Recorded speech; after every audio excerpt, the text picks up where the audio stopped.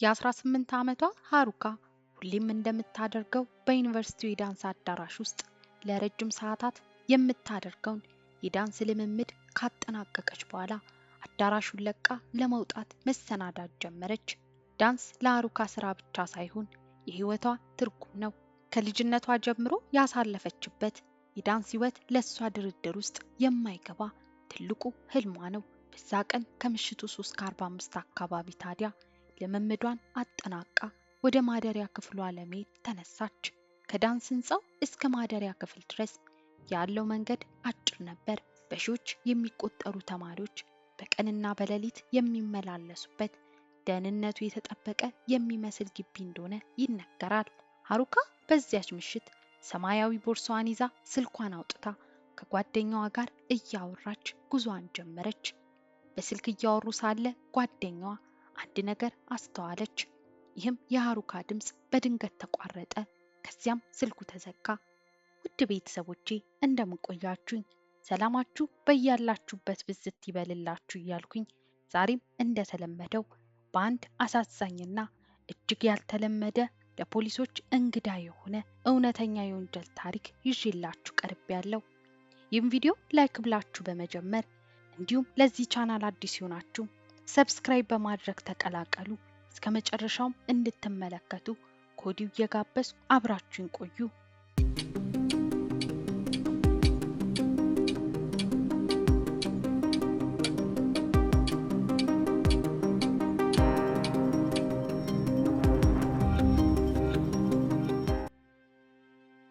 በዚያች ምሽት የሃሩካ ጓደኛ ስልኩ ከተዘጋ በኋላ ስልኩን ደጋግማ ብትደውልም የሚመልስ የለም። የጓደኛዋ ቀለል ያለ ስጋት ወደ ከባድ ጭንቀት እየተቀየረ መጣ። ይባስ ብሎ ሌሊቱ ነግቶ ንጋት ቢተካም ሃሩካ አልተመለሰችም። ጓደኞቿ በጠዋቱ ለዩኒቨርሲቲው ፖሊስ ጥቆማ ሰጡ። ሃሩካ ጠፍታለች የሚለው ዜና በግቢው ውስጥ እንደ ሰደድ እሳት ተሰራጨ። ፍለጋውም ቀጠለ። መላው የካምፓሱ ማህበረሰብ የጠፋችውን ተማሪ ፍለጋ እየተረባረበ 2 ቀናት አለፈ። ከ2 ቀናት ከፍተኛ ፍለጋ በኋላ ማንም መስማት ያልፈለገው መርዶ ተሰማ። የሃሩካ አስክሬን ዋለር ክሪክ በተባለ ወንዝ አጠገብ በቁጥቋጦች ተሸፍኖ ተገኘ። የዩኒቨርሲቲ ግቢው በድንጋጤ ተናወጠ። ተማሪዎች ብቻቸውን ሜዳ ቆሙ። ሃሩካን የበላት አውሬ እስኪታወቅ ተማሪዎች አካባቢዎቻቸውን በጥርጣሬ እየተመለከቱ ቀጠሉ። የኦስቲን ፖሊስና የፌዴራል መርማሪዎች ወዲያውኑ ስራቸውን ጀመሩ። የመጀመሪያ ጥያቄ ማን ነው በእንዲህ አይነት ዘግናኝ ሁኔታ ሃሩካን የገደላት የሚል ነበር። ሃሩካ ምንም አይነት ጠላት አልነበራትም። ማንም ሊቀየማት የማይችል ደግ ልጅ እንደነበረች ይታወቃል። ታዲያ ይህን አሰቃቂ ድርጊት የፈጸመው ማን ነው? መርማሪዎቹ የካምፓሱን የጥበቃ ካሜራዎች ሰዓት በሰዓት መፈተሽ ጀመሩ። በመቶዎች የሚቆጠሩ ሰዓታትን ከፈተሹ በኋላ አንድ እጅግ የሚረብሽ ምስል አገኙ። ምሽቱ 3:30 አካባቢ አንድ ሚስጥራዊ ሰው በሴቶች ብስክሌት ላይ ሆኖ ይታያል። ይህ ሰው ግቢ ውስጥ ለሰዓታት ሲንከራተት ነበር። ካሜራው ግለሰቡ ሃሩካን ከሩቅ ሆኖ ሲከታተላትና ወደ ጨለማው መንገድ ስትገባ ተከትሏት ሲሄድ በግልጽ ያሳያል። ከጥቂት ሰዓታት በኋላ ግን ያ ሰው በብስክሌቱ ሲመለስ የታየው ሌላ ቦርሳ ይዞ ነበር። እሱም የሃሩካን ቦርሳ። ፖሊስ ይህን ምስል ለህዝብ ይፋ አደረገ። መላው የቴክሳስ ነዋሪ ይህንን በብስክሌት የሚጓዝ ነፍሰ ገዳይ መፈለግ ጀመረ። ነገር ግን ወንጀለኛው ማንነቱን ደብቆ ለጥቂት ቀናት ከእይታ ሊሰወር ችሎ ነበር። ከቀናት በኋላ አንድ ጥሩ ማስረጃ ከአንድ ካልተጠበቀ ምንጭ ተሰማ። ነገሩ የተሰማው ከኦስቲን የእሳት አደጋ ሰራተኞች ነበር። ግድያው በተፈጸመበት በዚያ ምሽት ከግቢው ጥቂት ራቅ ብሎ በሚገኝ አንድ ባዶ ህንፃ አጠገብ እሳት መለኮሱን ሰምተው ሄደው ነበር። እዚያ ቦታ ላይ አንድ ወጣት በትንሽ ብስክሌት እየተጓዘ ነበር። በእሳቱም ውስጥ አንዳንድ ዕቃዎች እያቃጠለ ነበር።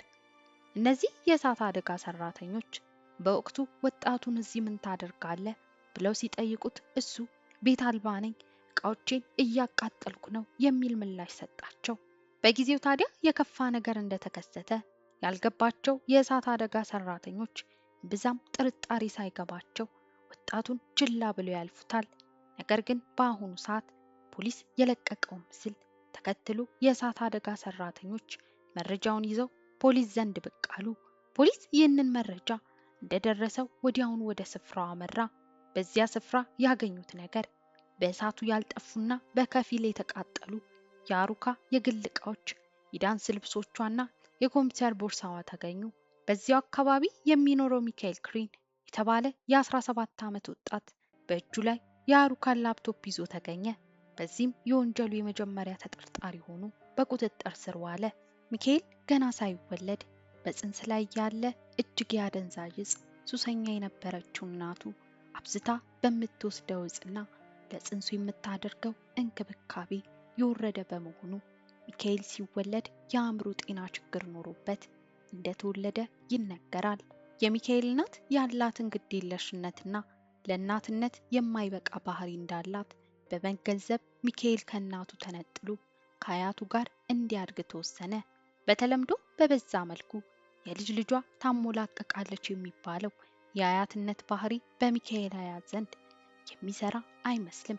ይልቁንም ከልጅነቱ ጀምሮ ምንም አይነት የደስታ ጊዜ እንደማያሳልፍና በተደጋጋሚ እንደምትመታው ይነገር ነበር።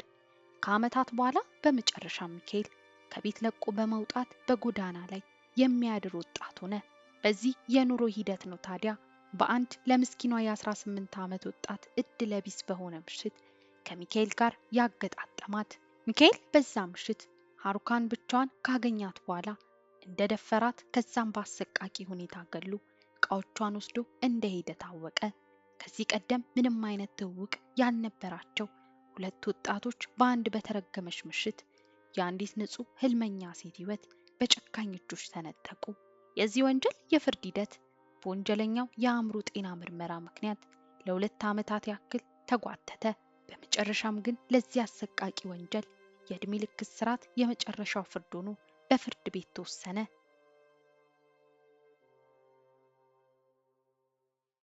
ውድ ቤተሰቦቼ ለዛሬ ያዘጋጀሁት አሳዛኝ ቪዲዮ ይህን ይመስል ነበር። ይህን ቪዲዮ ከወደዳችሁስ ላይክ በማድረግ ለሌሎች እንዲደርስ ሼር ማድረጋችሁንም አትርሱ። የተለያዩ እውነተኛ የወንጀል ታሪኮችን ለማየት ሰብስክራይብ በማድረግ ቤተሰብ ሁኑ። በቀጣይ ታሪክ እስክንገናኝ ድረስ ቸር ቆዩልኝ።